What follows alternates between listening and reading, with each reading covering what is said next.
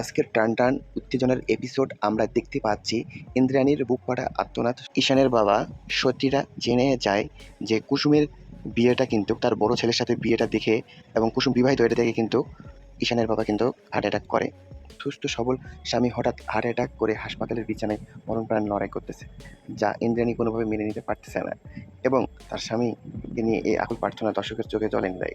ইন্দ্রাণীর চরিত্রের অভিনয়টি অসহায়ত্ব এবং কান্নার অভিনয় ছিল এক কথায় অনবদ্য এবং জীবন্ত।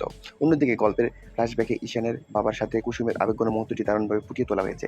রাতের ওষুধ চাওয়া এবং কুসুমকে এই বাড়ি থেকে কখনো না যাওয়ার অনুরোধ দৃশ্যটি অভিনেতা পরিপক্ক অভিনয় বেশ প্রশংসনীয়।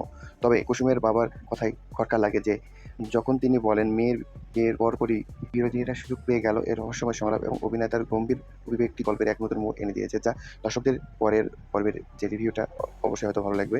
আজকের ভিডিওটা এই পর্যন্তই। টিভি সিরিয়ালে আপডেট পেতে অবশ্যই আমাদের ইউটিউব চ্যানেলটাকে সাবস্ক্রাইব করবেন এবং লাইক করবেন, কমেন্ট করবেন, শেয়ার করতে বলবেন।